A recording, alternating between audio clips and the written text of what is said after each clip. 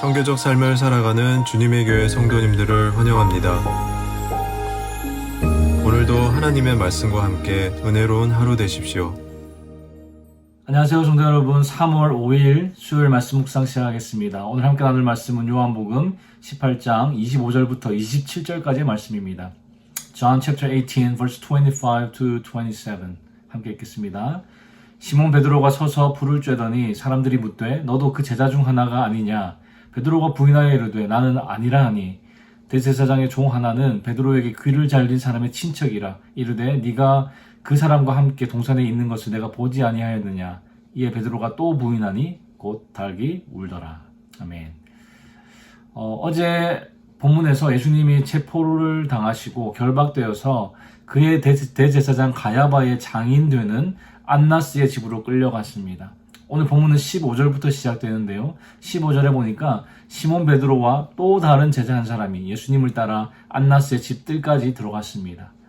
이 요한복음에는 다른 제자들의 이름은 다 나오는데 딱 한 명의 이름은 밝히지 않고 예수님이 사랑하시는 제자 혹은 오늘 본문처럼 또 다른 제자라는 호칭으로 사용합니다. 전통적으로 우리는 이 이름 없는 제자가 요한복음의 저자인 사도 요한이라는 것을 알고 있죠. 본인이 요한복음을 기록하면서 자기 이름을 직접적으로 언급하는 것이 쑥스러웠는지는 모르겠지만 이런 표현이 요한복음에 여러 번 등장합니다. 우리가 알기로는 사도 요한은 세베대의 아들로서 어부였습니다. 그런데 15절 하반절에 보시면 이 제자가 대제사장과 아는 사이여서 대제사장 안나스의 집들에 예수님과 함께 들어갈 수 있었다라고 기록하고 있습니다. 일개 갈릴리 어부가 어떻게 대제사장과 친분이 있을 수 있을까 하는 궁금증이 들기도 하죠. 학자들의 이야기를 들어보면 당시에 어부를 고용해서 수산업을 하는 부유한 사람들이 있었다고 합니다. 마가복음 1장 19절에서 20절을 보시면 요한의 아버지 세베대도 그런 사람이었던 것 같습니다. 예수님께서 세베대의 아들 야고보와 요한을 제자로 부르셨을 때 그들이 아버지 세베대를 품꾼들과 함께 배에 버려두고 예수를 따랐다라고 기록하고 있죠. 품꾼들을 거느리면서 어부 일을 할 만큼 부유했다는 겁니다. 그래서 학자들은 요한의 아버지가 대제사장에게 수산물을 공급하면서 집안끼리 아는 사이가 되었을 것이라고 그렇게 추측을 합니다. 요한은 예수님과 함께 대제사장 안나스의 집들에 들어왔는데 베드로는 들어오지 못하고 문 밖에 서 있습니다. 그래서 요한이 문을 지키는 여인에게 말해서 베드로를 데리고 들어왔는데 문 지키는 여인이 베드로를 알아보고 너도 이 사람의 제자 중 하나가 아니냐라고 물었습니다. 베드로는 나는 아니라 하면서 예수님을 부인했지요. 베드로의 첫 번째 부인이었습니다. 18절에 보니까 그때 날씨가 좀 추웠던 것 같습니다. 종들과 아랫사람들이 불을 피우고 서서 쬐고 있었는데 다른 복음서에는 이런 디테일한 이런 설명이 없습니다. 오직 요한복음에만 그때가 추웠고 또 불을 피웠다는 구체적인 당시의 정황을 묘사하고 있습니다. 요한복음의 저자 사도 요한이 그 자리에 직접 있었다는 것을 말해주는 것이겠죠. 그리고 또 이때가 밤이라는 것을 보여주는데 일반적으로 밤에 재판을 진행하는 것은 불법이었지만 유대교 이 종교 지도자들은 예수님을 죽이기 위해서 밤에 신문과 재판을 진행했습니다. 19절부터 24절까지는요, 예수님께서 전직 대제사장 안나스에게 신문을 받으시는 구체적인 내용들이 나옵니다. 당시 법에 따르면 증인 없이 피고를 신문하고 어떤 대답을 강요하는 것은 위법이었지만 안나스는 예수님에게 두 가지를 물었습니다. 예수님의 제자들에 대해서 그리고 예수님의 교훈에 대해서 물었는데요. 예수님은 본인이 지금까지 회당과 성전 같은 그 공개적인 장소에서 사람들을 가르치셨고 그들이 의심할 만한 것들을 은밀하게 말한 적이 없었다라고 밝히셨습니다. 그리고 무슨 말을 했는지는 그것을 들은 자들에게 물어보라고 대답을 하셨죠.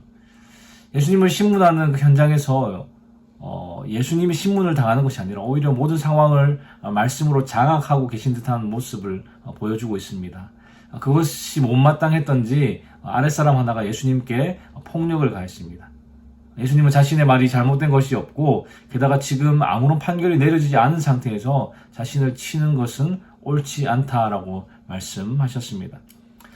이 신문을 통해서 원하는 바를 얻지 못한 안나스는요, 예수님을 결박한 상태로 자신의 사위이자 현직 대제사장인 가야바에게 예수님을 보냈습니다. 가야바와 공회만이 예수님을 빌라도에게 넘길 수 있기 때문에 사실 이 안나스의 신문은 비공식적인 것이었고 불법적인 것이었습니다.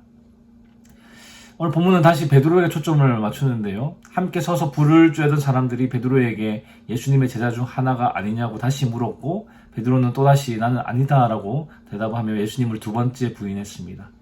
근데 예수님이 체포되시던 순간 베드로가 칼을 꺼내서 어떤 그 종의 귀를 쳐서 잘랐는데요. 말고라는 사람이죠.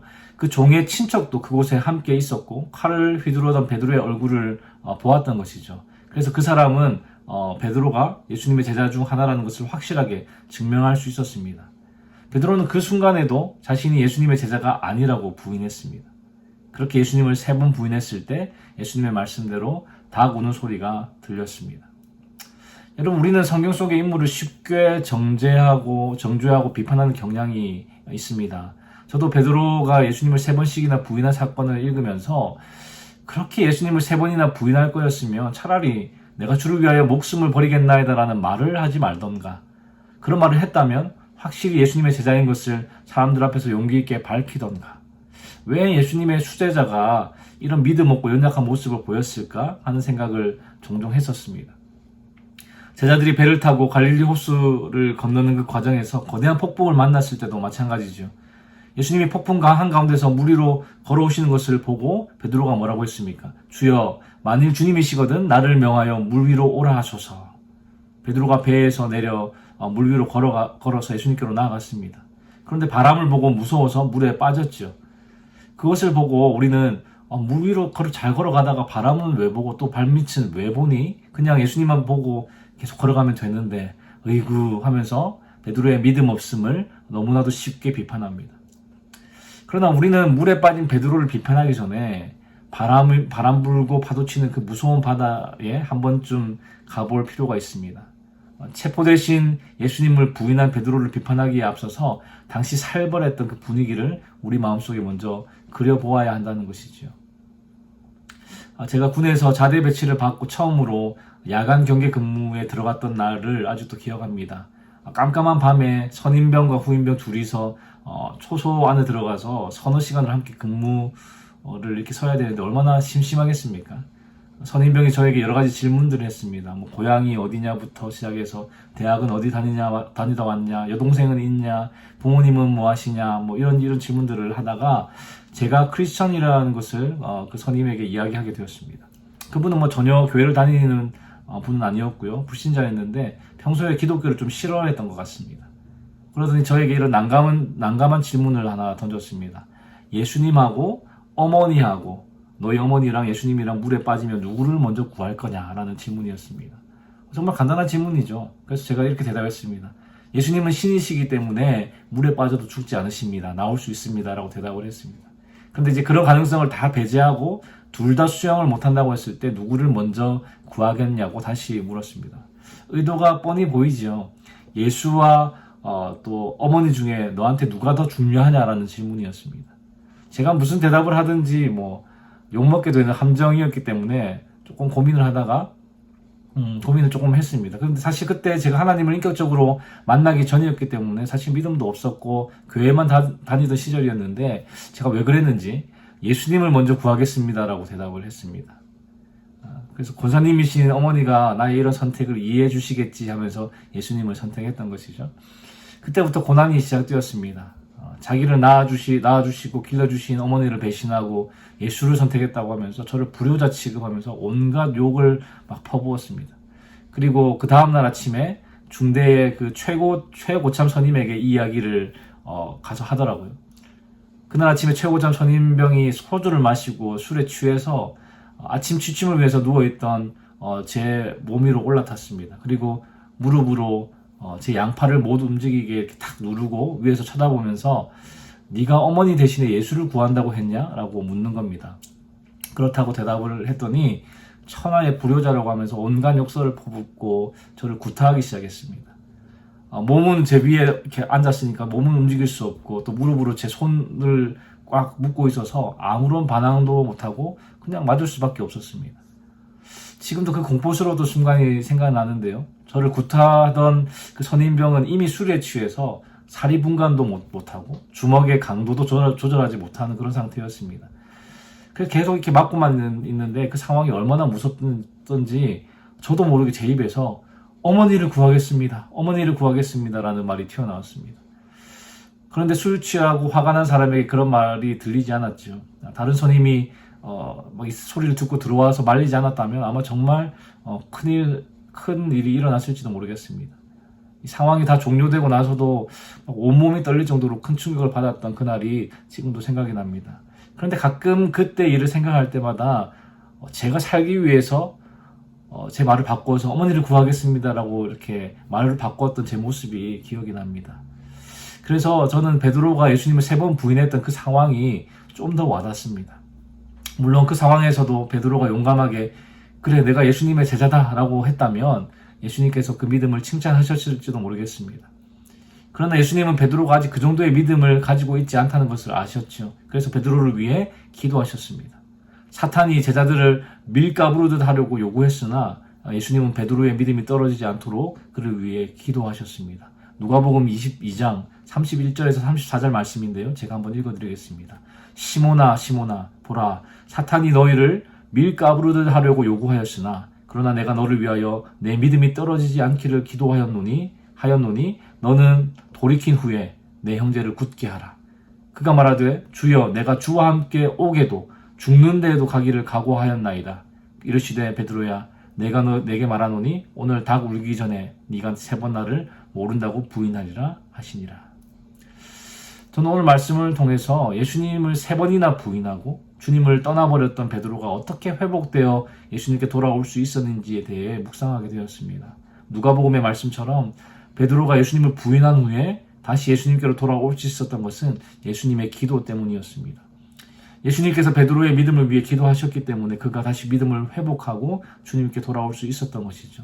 그래서 우리가 우리의 자녀들의 믿음을 위해서 그리고 우리 구역 식구들의 믿음을 위해서 동력자들의 믿음을 위해서 기도하는 것이 너무나도 중요하다는 것을 깨닫게 됩니다. 물론 감당할 수 없는 위기와 어려움 때문에 넘어지기도 하고 믿음을 버리기도 하고 예수님을 떠나기도 하겠지만 우리가 그들의 믿음을 위해 기도한다면 결국 다시 주님께로 돌아올 것을 믿습니다.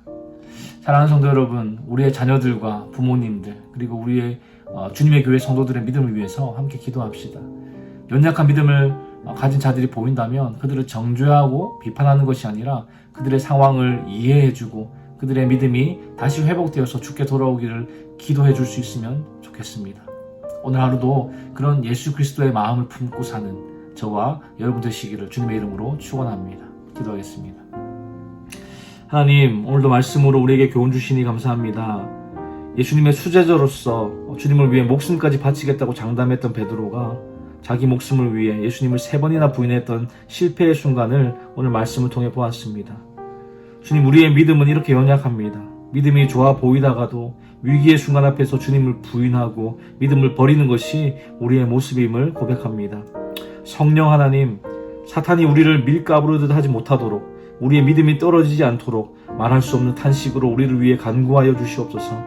그리고 우리는 우리의 자녀들과 가족과 교회 성도들의 믿음을 위해 기도함으로 예수 그리스도의 마음을 품은 자로 살아가게 하여 주시옵소서. 주님, 오늘도 주께서 주시는 힘과 은혜로 살아가기 원합니다. 주의 도우심으로 승리하는 하루 되게 하여 주시옵소서. 감사를 드리며 예수 그리스도의 이름으로 기도하였습니다. 아멘.